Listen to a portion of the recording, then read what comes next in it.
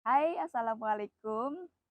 Perkenalkan, nama saya Umi. Saya admin dari akun Raung BWI. Saya membaca banyak banget pertanyaan tentang media semai. Baik itu di kolom komentar, inbox, ataupun DM di akun Instagram kami.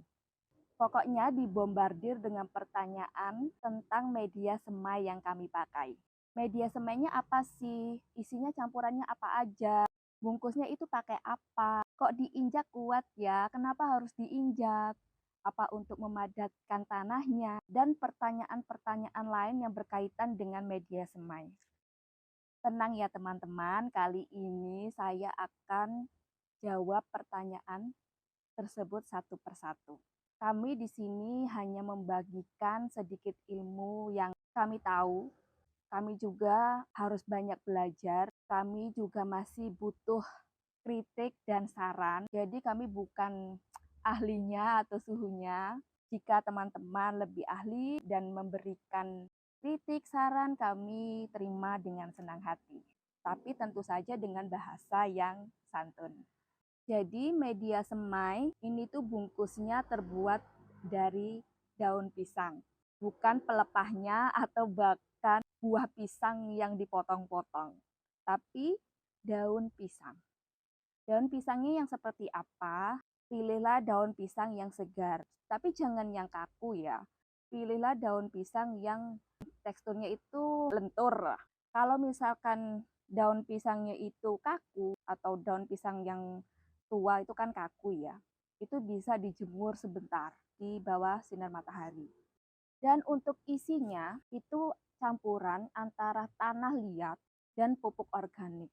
Pupuk organik bisa pupuk kompos dari daun-daunan atau pupuk kandang. Dengan perbandingan 10 tanah liat dan 1 pupuk organik. Pupuk organiknya seperti apa sih? Masih tanya aja gitu, masih penasaran gitu ya. Cobalah kalian datengin aja toko pertanian. Saya mau beli pupuk organik. Pasti deh dikasihkan beberapa pilihan. Ada yang murah, ada yang sedang, dan ada juga yang mahal. Sesuaikan saja dengan budget kalian. Fungsinya sama saja. Selain itu ada nggak sih campuran lain? Ada air, sedikit saja. Ya, kira-kira bisalah dimasukkan dengan media daun pisangnya itu. Bisa nggak sih pakai pupuk kimia? Bisa aja kalau mau, tapi kami lebih memilih pupuk organik.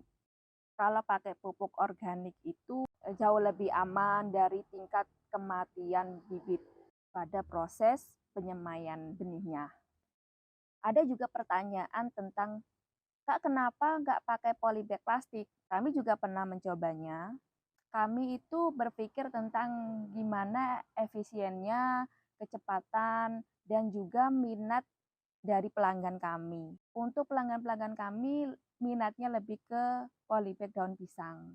Karena alasan mereka itu enak lah kalau pas tanam itu langsung aja gitu dimasukin, nggak harus melepaskan polybagnya tadi gitu. Kalau daun pisang sendiri lama-lama kan menjadi pupuk organik gitu.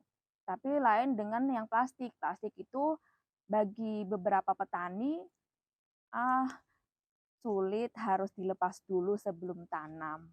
Polybag plastik juga akan jadi limbah ya. Jadi kami saat ini sih masih mempertahankan pakai polybag daun pisang. Untuk kedepannya sih bisa saja beralih ke polybag plastik atau kombinasi di antara keduanya. Atau sesuai dengan requestan petani yang ingin memakai jasa semai benih di kami. Ada juga pertanyaan, Kak, media semainya bikin sendiri atau beli? Waktu tempat pembibitnya masih yang lama ini, prosesnya itu mandiri. Kami berdua yang bikin.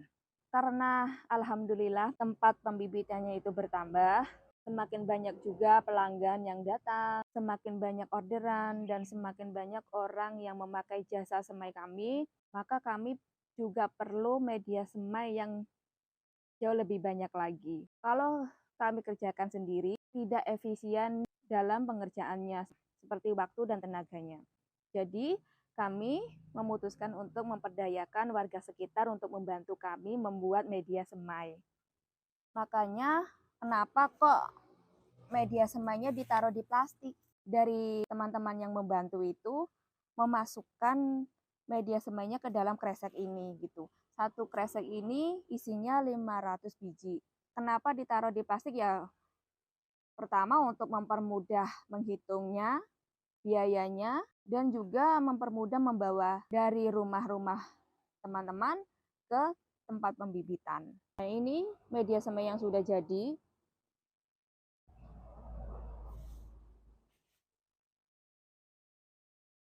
Ini terbuat dari daun pisang. Ukurannya ya. Lebarnya 3,5 cm, panjangnya 15 cm. Caranya bagaimana? Itu tinggal digulung aja. Haus, Pak. Digulung aja. Ini tuh diameternya ya sekitar 3 cm ya.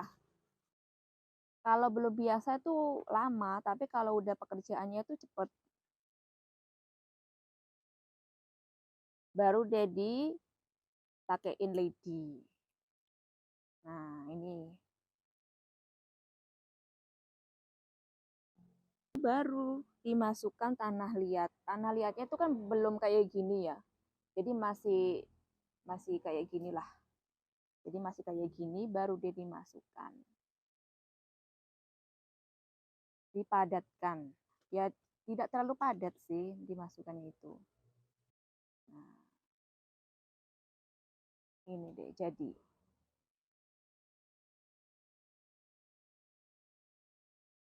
Kenapa nggak pakai staples? Pertama itu dari segi harga ya, karena kalau pakai staples itu kan harus mengeluarkan biaya lagi. Sedangkan kalau pakai lidi kan bisa cari-cari di kebun gitu kan, jadi lebih hemat. Kalau pakai staples juga gampang copot gitu. Kalau pakai lidi lebih tahan, tidak gampang copot. Nah, kenapa ini harus diinjak-injak? Kenapa harus diinjak apa untuk memadatkan tanahnya? Pengennya itu nggak diinjak, cuman karena untuk mempermudah menatanya saja, jadi terpaksa harus diinjak gitu. Contohnya seperti ini. Kalau nggak diinjak seperti ini akan lama. Teman-teman bisa lihat sendiri ya. Kalau nggak diinjak ini lama, susah. Soalnya ngadepnya ke media semai. Tapi kalau kita naik di sini, ini kan diinjak, ya cepet. Teman-teman bisa lihat sendiri ya. Terpaksa. Terpaksa tapi tidak mempengaruhi kualitas dari media semainya gitu. Untuk memudahkan dan untuk mempercepat menatanya, karena kalau cuman beberapa biji atau misalkan 500 atau 1000 biji itu lebih enak gitu ya. Ini kami ada alhamdulillah orderan itu 60.000 bibit gitu. Jadi memang harus cepat ya, karena petani juga kan pengennya itu cepet gitu, cepet ditanam, cepat panen gitu kan. Gitu sih. Ah, tadi kok belum jelas sih cara bikinnya. Nanti kalau video ini rame, saya bikinkan lagi yang lebih jelas ya. Oke, sekian dulu video dari kami. Untuk pertanyaan lainnya, silahkan ramaikan kolom komentar ini. Terima kasih, sampai jumpa di video selanjutnya. Assalamualaikum.